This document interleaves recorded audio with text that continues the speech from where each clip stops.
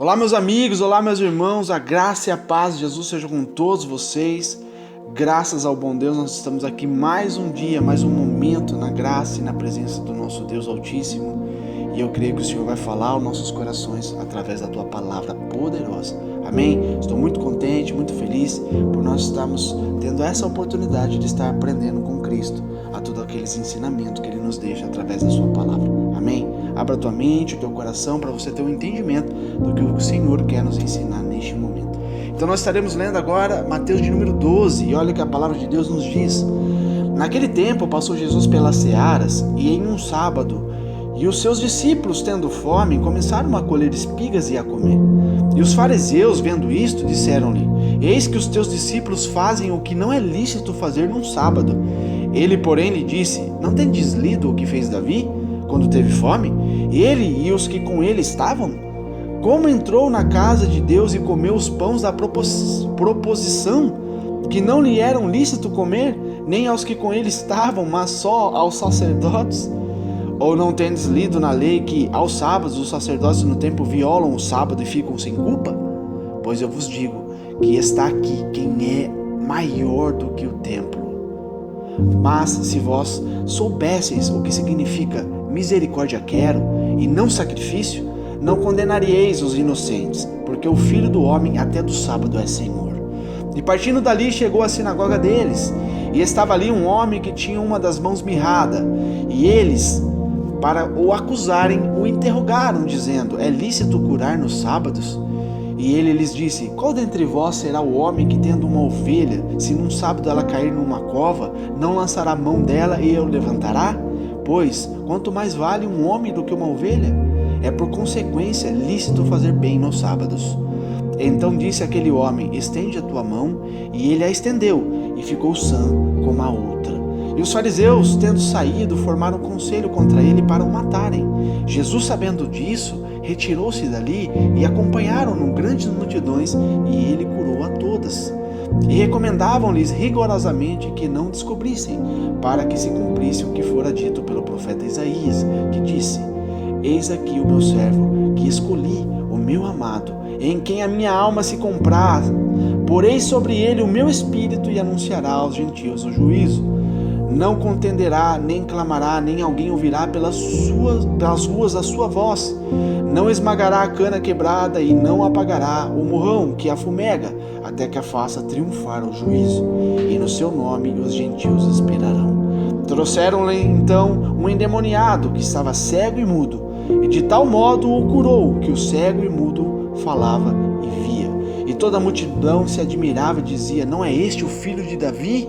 Mas os fariseus, ouvindo isso, diziam: este não expulsa os demônios, senão por Bezebu, príncipe dos demônios. Jesus, porém, conhecendo seus pensamentos, disse-lhes: todo reino dividido contra si mesmo é devastado, e toda a cidade ou casa dividida contra si mesmo não subsistirá. E se Satanás expulsa a Satanás, está dividido contra si mesmo. Como subsistirá, pois, o seu reino? E se eu expulso os demônios por Bezebu, por quem os expulsam então os vossos filhos? Portanto, eles mesmos serão os vossos juízes. Mas se eu expulso os demônios pelo Espírito de Deus, logo é chegado a vós o reino de Deus. Ou, como pode alguém entrar na casa do homem valente e furtar os seus bens, se primeiro não ali derrotar o valente, saqueando então a sua casa? Quem não é comigo é contra mim, e quem comigo não ajunta espalha. Portanto, eu vos digo: todo pecado e blasfêmia se perdoará aos homens, mas a blasfêmia contra o Espírito de Deus não será perdoado aos homens. E se qualquer disser alguma palavra contra o Filho do Homem, ser-lhe-á perdoado. Mas se alguém falar contra o Espírito Santo, não lhe será perdoado nem neste século e nem no futuro. Ou fazei a árvore boa e o seu fruto bom, ou fazei a árvore má e o seu fruto mau, porque pelo fruto se conhece a árvore. Raça de víboras, como podeis vós dizer boas coisas sendo maus? Pois do que há em abundância no seu coração, disso fala a sua boca. O homem bom tira boas coisas do bom tesouro do seu coração, e o homem mau do mau tesouro tira coisas más. Mas eu vos digo que de toda a palavra ociosa que os homens disserem, hão de dar conta no dia do juízo. porque por tuas palavras serás justificado e por tuas palavras será condenado. Então, alguns dos escribas e dos fariseus tomaram a palavra dizendo: Mestre, quiséramos ver da tua parte algum sinal. Mas ele lhes respondeu e disse: uma geração má e adúltera pede um sinal, porém não lhe dará outro sinal senão o sinal do profeta Jonas. Pois como Jonas esteve 3 dias e 3 noites no ventre da baleia, assim estará o Filho do Homem 3 dias e 3 noites no seio da terra. Os ninivitas ressurgirão do juízo com esta geração e a condenarão, porque se arrependeram com a pregação de Jonas. Eis aqui está aqui quem é maior do que Jonas. A rainha do sul se levantara no dia do juízo com esta geração e a condenará, porque veio dos confins da terra para ouvir a sabedoria de Salomão. E eis aqui está aqui quem é maior do que Salomão. E quando o espírito imundo tem saído do homem, anda por lugares áridos, buscando repouso, e não o encontra. Então diz: voltarei para minha casa de onde saí, e voltando, achar desocupada, varrida e adornada, então vai e leva consigo outros 7 espíritos piores do que ele, e entrando, habitam ali, e são os últimos atos desse homem piores do que os primeiros. Assim acontecerá também a esta geração má. E falando ele ainda à multidão, eis que estava fora sua mãe e seus irmãos pretendendo falar com ele.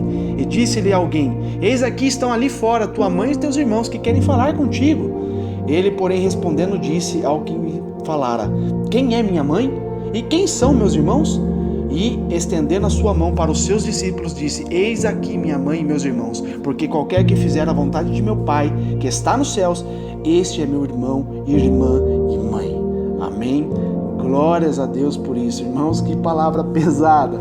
A gente vê que Jesus, ele era direto, ele falava a realidade, a verdade, nada mais do que isso, sem corte, né? A gente vê que o Senhor, ele era direto, justamente naquilo que tinha que ser mudado. Então a gente vê que ali começa dizendo no início de Mateus 12 que os seus discípulos estavam com fome, né? Eles estavam ali colhendo espigas e comendo, e os fariseus, que eram simplesmente homens extremamente religiosos, que não tinham discernimento da vinda de Jesus Cristo, do Messias, que já estava presente no meio deles, eles não tinham discernimento, não tinham condições de entender quem era aquele homem que estava no meio deles. E eles simplesmente eram religiosos e só sabiam criticar. Os fariseus só criticavam. Estavam ali criticando os discípulos de Jesus por colher espigas e comer no sábado. Então Jesus respondeu essas críticas com vários argumentos. O argumento que ele disse aqui sobre a ovelha: se a tua ovelha caiu lá no penhasco, você vai deixá-la morrer ou você vai salvá-la? Entende? Independente se é sábado ou não, nossa obrigação é fazer o bem, a nossa obrigação é salvar, a nossa obrigação é pregar o evangelho, independente do dia, pois esta é a nossa missão. Era aquilo que Jesus estava querendo falar para aqueles fariseus, aqueles homens extremamente religiosos que eram cauterizados para a verdade. Amém? Então a gente vê que Davi e seus homens comeram os pães ali da proposição, mas isso não era lícito, mas ele comeu. Os sacerdotes, sob a lei de Moisés, trabalharam ao sábado, assim violando a lei sem culpa. Não era lícito, mas eles faziam. Deus dá mais importância, irmãos, à misericórdia do que aos holocaustos, do que aos sacrifícios. O próprio Senhor Jesus está dizendo que o maior sacrifício que você faz é ter a misericórdia, o amor. Naquele tempo lá, nós sabemos que o contexto daquela história, eles faziam um holocausto, onde que faziam o sacrifício de animais para, cobrir os seus pecados. Mas hoje, por causa do Espírito Santo de Deus, pelo ato que Jesus fez, o ato supremo de morrer por mim e por você para nos trazer a vida, hoje a única coisa que Deus quer de nós é a obediência, é a misericórdia. Sejamos misericordiosos com o próximo para que Deus tenha misericórdia de mim e de ti. Essa é a importância que Deus quer nos ensinar, meus amigos. Muito vale a obediência, mais do que os holocaustos, mais do que os sacrifícios. Então hoje não precisa você ficar andando de joelhos sobre o milho. Hoje não precisa você ficar fazendo sacrifícios, sabe? Para você poder chamar a atenção de Deus. Os tipos de sacrifício que as pessoas hoje em dia ainda têm, sabe? Como um ato religioso. E Deus fala que claramente na sua palavra: ei filho, eu não quero isso, eu quero a misericórdia de ti, Eu quero que você tenha um coração puro perante mim. Isso vale muito mais do que esses tipos de sacrifícios. Então aqui ele fala que Jesus é Senhor até do sábado. E ele também é maior do que o templo. Ele está mostrando ali para todos aqueles homens: ei, vocês não estão entendendo. Vocês estão dando ênfase e foco sobre o templo, sobre o sábado. E aqui está aquele que é maior que o sábado e maior que o templo. Vocês estão se reverenciando ao templo, estão se reverenciando ao sábado por causa de uma religião. Mas aqui está aquele que é maior que a religião. E vocês não estão enxergando. Amigos, eu e você temos que entender que nós estamos na presença do Deus Todo-Poderoso, que o Espírito Santo de Deus que preenche a terra está todo o tempo ao nosso lado, observando o que nós estamos fazendo. E nós devemos sim reverenciar o Senhor com a nossa vida, com a nossa obediência, com nossas obras. Em tudo nós devemos adorar ao nosso Deus. Então a gente vê que aqui uma observação muito boa, muito clara, que o argumento de Jesus sobre Davi e os pães lá da proposição é difícil de entender. Qual o sentido? Considere duas possibilidades para ver qual cabe melhor no contexto. Primeiro, enquanto foi tecnicamente ali errado comer os pães do templo, Davi e seus homens e os sacerdotes, eles não pecaram porque agiram de um modo misericordioso, salvando as vidas dos homens. Ele deixaria o pão ali ou ele alimentaria os homens para não morrer? Você está entendendo? O ato de misericórdia. Então a gente vê que isso é errado, sabe? E nós vemos até nos dias de hoje, no século XXI, mais de 2000 anos se passaram, né? E tem homens ainda que seguem essa religião, que seguem essas doutrinas humanas, que tem que se guardar o sábado. Então quer dizer que se algo ruim estiver acontecendo no sábado, você não pode fazer porque você tem que ficar totalmente ali de stand-by no sábado? Isso não é real, meus amigos. Muito vale mais a misericórdia do que o sacrifício. Você está entendendo?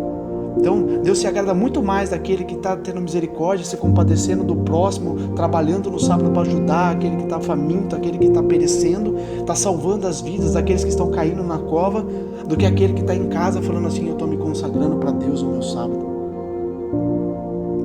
Ao entender pela que a palavra de Deus, que Jesus está nos ensinando, você só está sendo covarde. Você não está fazendo nada para Ele. Porque se Ele é maior que o sábado, por que você está parado em casa sem fazer nada? Entende? Enquanto as pessoas estão perecendo, estão morrendo. Enquanto as pessoas estão precisando de sangue no hospital, enquanto pessoas estão precisando de uma oração, de uma libertação, de uma ajuda, de um socorro. Meus irmãos, isso é muito sério. E eu não estou falando o que eu acho, estou falando o que a palavra de Deus está dizendo. Jesus está afirmando isso. E quem pode contra Jesus? Quem pode argumentar contra Jesus? O que é o homem perante Jesus? Amém? Então, isso é o que a gente está entendendo. Segundo, Davi e seus homens, eles pecaram enquanto os discípulos de Jesus não pecaram. Mas os mesmos fariseus lá que defenderiam Davi como grande servo de Deus, condenaram os discípulos de Jesus. Você está entendendo? Você vê como que o ser humano é? Então, a gente tem que, entender que aqui é a segunda explicação mais forte por causa desses quatro motivos. Jesus mesmo disse que o ato de Davi não era lícito, no versículo 4. E ele afirmou que os discípulos eram inocentes. Jesus não considerou fome motivo para fazer coisas erradas. Certo? Mateus 4, lá a partir do 2 a gente vê isso. E ele ensinou a obediência completa aos mandamentos de Deus. Mateus 5, 19. Mas nós temos que entender, meus irmãos, que muito mais vale a obediência, a misericórdia, do que o sacrifício. Amém? Jesus é Senhor do sábado. Alguns usam esse versículo para defender a prática de guardar o sábado hoje em dia, de não fazer nada. Mas o contexto e o ponto é outro. Se você ler e buscar o entendimento, o discernimento da palavra de Deus, você vai entender o que Deus quer dizer sobre isso. É uma afirmação da autoridade de Jesus. Ele é maior do que o templo e maior do que o sábado. Ele, sendo Deus, era a fonte das leis de Deus. Qualquer dúvida sobre a lei deveria ser resolvida por ele e não pelos fariseus. Era isso que Jesus queria dizer. Amém? Então a gente vê que uma vez que Jesus se declarou Senhor do sábado, os fariseus não demoraram em prová-lo, né? Quando foi apresentado no sábado um homem com uma mão defeituosa, mirrada. E eles perguntaram: é lícito curar no sábado? Jesus respondeu com uma ilustração simples, né? Sobre ali a parábolazinha da ovelha. E Jesus foi e curou aquele homem. aparentemente sem fazer nada. Simplesmente ele falou assim: ei, estenda suas mãos. Está curada. E ninguém considera pecado falar no sábado. E os fariseus saíram frustrados dali. Eles não venceram eles não venceram pela palavra. Então eles procuraram a oportunidade de vencer pela violência. Então eles viram que Jesus ali venceu qualquer tipo de argumento que eles faziam. Jesus curou aquele homem porque ele necessitava de uma cura. E por eles não vencerem Jesus pelas palavras, o que eles foram fazer? Eles se afastaram, se reuniram e tramaram um ato terrível, um ato de violência a ponto de querer matar Jesus. Jesus tinha poder para destruir todos eles? Com toda certeza. Mas o que Jesus fez? Jesus não enfrentou seus inimigos. Ele não temia a morte, mas sabia que ainda não havia chegado a sua hora certa. E ele se afastou. Irmãos, nós temos que aprender com Jesus. É rico em ensinamento tudo que Jesus fazia. Deus escolheu Jesus e ele se mostrou misericordioso, olhando para os frágeis e rejeitados. Sabe, eu e você temos que refletir no ponto de vista do Pai, o Pai Celestial, quando ele considerou o trabalho do Filho. Jesus era servo, escolhido, amado pelo Pai, foi-lhe agradável em tudo. Jesus foi agradável. E quando Jesus expulsou ali, a próxima parte agora, o demônio de um homem possesso, esse homem era mudo, surdo, os fariseus alegaram ali que ele havia feito esses milagres pelo poder do diabo. Olha a cauterização daqueles homens. E Jesus respondeu com esses argumentos: peraí, um reino dividido não sobrevive. Será que o diabo estava se destruindo? O diabo estava destruindo a ele mesmo? Eu não estou entendendo o que vocês estão falando. A crítica deles atingia não apenas Jesus, mas os filhos deles que expulsavam, ou alegavam expulsar demônios, né? Era necessário, arramar o valente, Satanás, para roubar os bens dele, livrar as pessoas do domínio do diabo. Em contraste com essas alegações falsas dos fariseus, Jesus ali ofereceu algumas conclusões corretas. Ele disse, a expulsão dos demônios foi evidência nítida que o reino de Deus estava para chegar. Os homens que apoiam ou se opõem a Jesus, não há meio termo. A blasfêmia contra o Espírito Santo é um pecado imperdoável.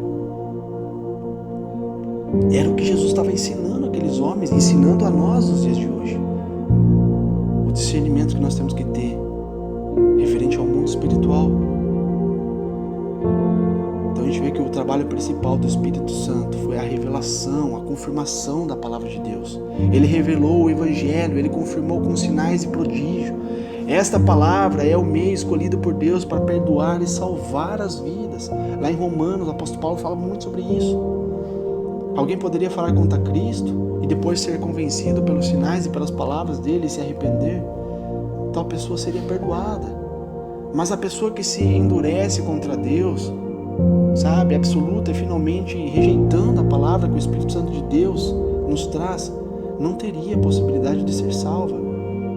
Ainda mais, a blasfêmia contra o Espírito Santo é uma atitude irreversível de rejeição da revelação de Deus. Se recusar durante a vida toda a palavra que o Espírito Santo revela, não tem promessa nem esperança de ainda outro Consolador. Nós temos que entender, meus irmãos, a palavra de Deus ela é verdadeira e ela é fiel. E ela está se cumprindo. Cada dia que se passa se cumpre ainda mais o que Deus nos ensina. O que Jesus já trouxe através da palavra. O que há de acontecer, está acontecendo. Estamos nos últimos momentos da igreja. Temos que abrir o coração para a palavra do Espírito Santo de Deus, porque todo aquele que se endurecer o coração e rejeitar a palavra de Deus será descartado naquele grande dia, não fará parte do reino de Deus. Então, dando continuidade aqui, a pessoa ela é julgada pelos frutos que ela produz. Jesus bate muito nessa tecla, a gente conhece a pessoa pelos frutos que ela produz. Se a árvore é boa, ela produz bons frutos. Se a árvore é má, ela produz maus frutos. E os fariseus aqui, eles eram maldizentes, porque os corações estavam cheios de maldade. As próprias palavras deles justificam e o condenam pelo que eles diziam. E a gente vê que alguns escribas, alguns fariseus ali, talvez querendo justificar sua lerdeza ali em acreditar que ele é o Messias, ele é o Filho de Deus. Eles continuavam pedindo sinal. E olha que Jesus ensina, Jesus ofereceu um só, o sinal de Jonas.